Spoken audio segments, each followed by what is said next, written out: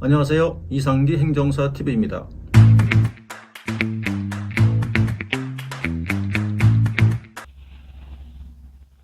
네, 이번 영상은 앞서 예고해 드린 대로 교수님의 2차 과목인 행정 절차론에 대해서 여쭙고 말씀 들어보도록 하겠습니다.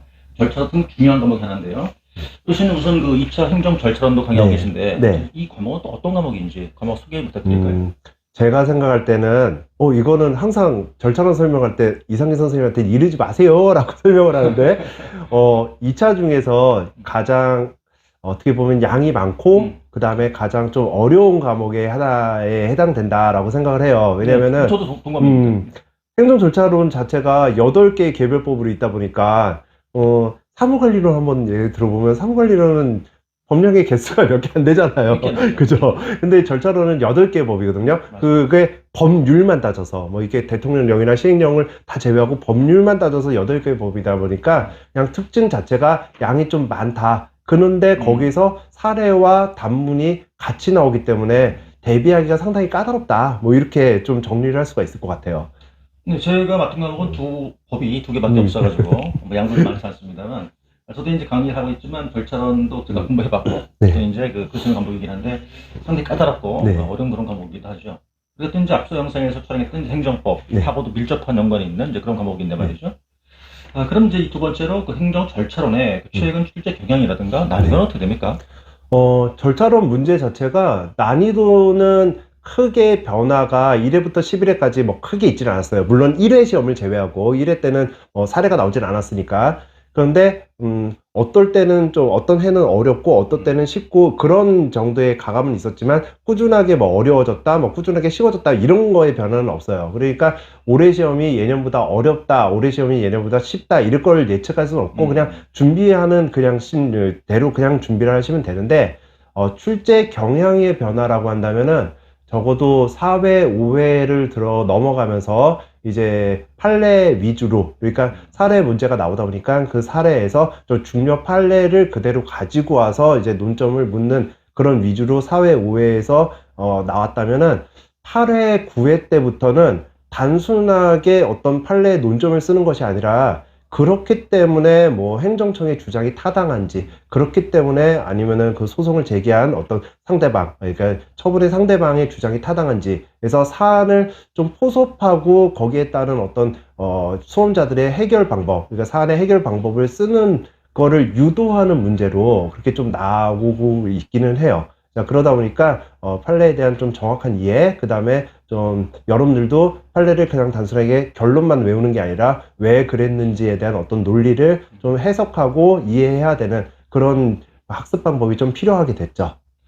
이제 2차가 이제 써야 하는 과목 아닙니까? 네. 주관식 과목이고 논술형 과목인데 물론 뭐 저도 그렇고 교수님 과목도 뭐 그렇습니다만 이제 뭐 저는 좀 다르지만 교수님 과목은 이게 사례를 내는 네네. 과목이 아니겠어요? 네. 그래서 아마 이제 수험자분들께서 그 사례를 대비하기가 아주 버겁고 힘들 거라고 판단되는데 자, 이 사례형 문제를 과연 어떻게 대비를 해야 될까? 이 부분이 가장 좀 중점일 것 같거든요. 교수님께서 말씀해 주신 그 사례는 이렇게 대비해라, 이렇게 연습해야 된다, 이렇게 공부하자. 말씀해 주십시오. 일단 다행인 것은 절차론이 굉장히 양이 넓지만 사례가 출제되고 있는 부분은 한정되고 있어요. 물론 10회, 11회에 와서 이제 준사례 형식으로 단문 문제도 이제 정보공개법 같은 경우는 공공기관의 정보 공개에 관한 법률 같은 경우는 준사례 문제가 좀 나오고 있어서 그 사례, 그것도 역시 사례처럼 문제의 길이가 길기는 하지만은 단문 문제로 이제 암기를 하고 그 암기한 거 바탕으로 그냥 작성을 해주시면은 무난하게 해결을 할 수 있는 그런 준사례형이었고 그 외적으로 이제 40점짜리 논술로 나오는 그런 문제는 처분 절차, 그러니까 행정절차법의 어떤 앞에 총칙 부분하고 처분 절차 쪽에서 한정돼서 나오고 있죠.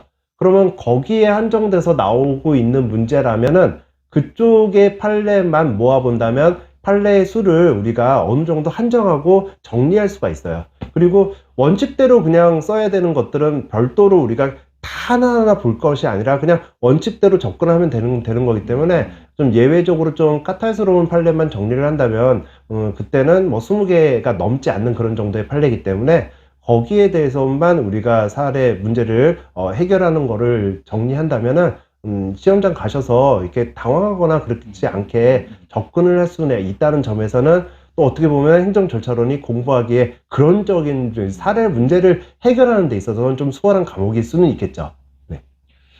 이 암기가 돼야 될 텐데요. 네네네. 어쨌든 결론은. 물론 이제 암기는 나름대로 각자 이제 방법이 다 있겠습니다만, 예컨대 교수님만 어떤 갖고 계신 암기 비법, 뭐 이런 게 있을까요? 네. 지금 자꾸 사례와 그 다음에 단문을 좀 별도로 얘기를 하게 되는데, 사례 문제 같은 경우는 일단 기본적인 단문을 외우는 건 동일하고요. 그 기본적인 단문을 외우고, 그 다음에 사안의 해결 부분을 쓰는 것이 이제 사례에서는 가장 어려워요. 그러니까 그 사례를 포섭해서 여러분들이 어떻게 결론을 낼 것이냐, 이거를 어떻게 해결할 것이냐가 가장 중요한데, 그게 사례의 문제의 어려움이고 묘미이기도 하지만은, 절차에서 사례는 제가 아까 이 전 질문하고 동일하지만 나올 수 있는 판례를 분류했을 때 그 한정적인 분류고, 그 다음에 그 판례들마다 특유하게 쓰는 사안의 해결을 쓰기 위한 어떤 특유한 문구가 있어요. 그 문구를 이제 수업 시간에 정리를 해봤더니 한 뭐 5개 정도밖에 안 되더라고요. 그러면 그 5개 문구를 활용을 해서 여러분들이 사안의 해결을 해주면 되는 거기 때문에 그 정도로 이제 여러분들이 사안의 문제를 작성하는 암기 비법은 뭐 그 정도로 작성하면 될 것 같고, 그 다음에 나머지 이제 단문 문제예요. 근데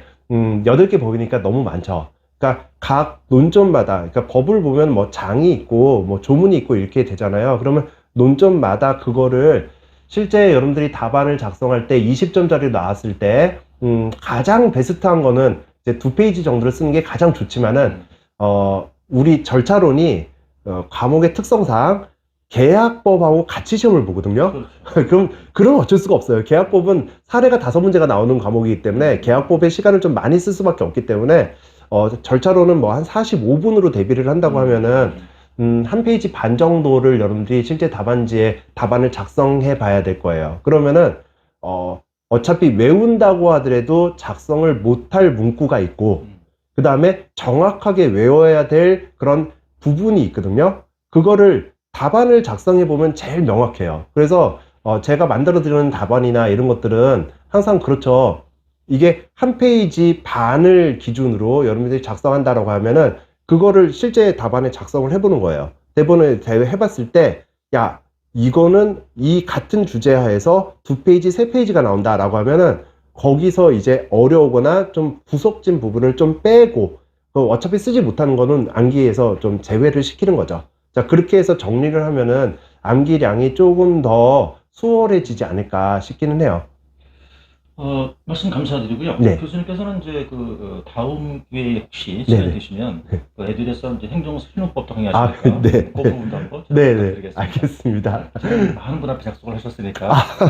약속이 된 건가요? 그렇습니다. 네, 알겠습니다. 네. 교수님께서 이제 오늘 사실 교수님 수업 막 끝나시고 지금 제가 못 가게 붙들어놓고 그렇게 못했기 때문에 우리 수험자분들께 격려의 말씀 한번 해주시죠.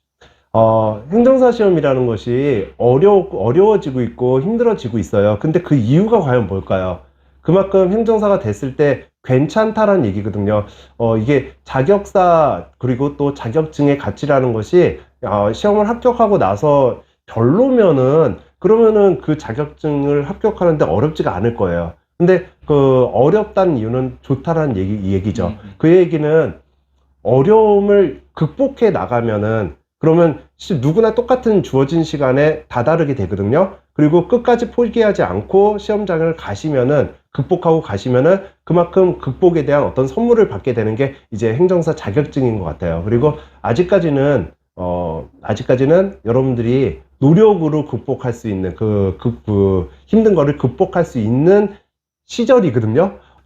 누구나 좀 힘들더라도 고민을 하시고 그 다음에 끝까지 포기하지 않으시면은 합격을 그래도 제가 장담을 드리지 못하지만 그 확률을 훨씬 높여드릴 수는 있기 때문에 그렇게 접근을 하시면 될 것 같아요. 자, 이렇게 다 같이 이제 화이팅 하는 걸로 그리고 어려우시면 항상 뭐 언제든지 저한테 연락을 해서 이제 기운을 받으시는 걸로 그렇게 방법을 찾으시면 될 것 같아요.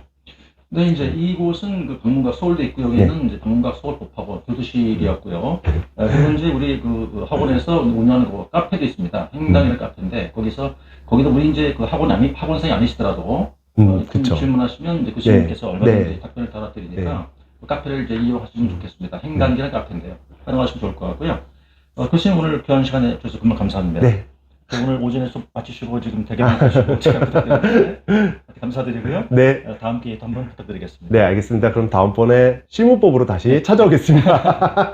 여러분께서 열심히 공부하셔서 꼭 합격하시기 바라고요. 뭐 사무관리로는 저에게, 그다음에 이제 행정법, 행정절차론, 행정사 실무법도 교수님께 질문을 하시면 바로바로 답변을 드리고 도움이 될 겁니다. 오늘 영상 마치기로 하고요. 교수님 감사합니다. 네. 고맙습니다.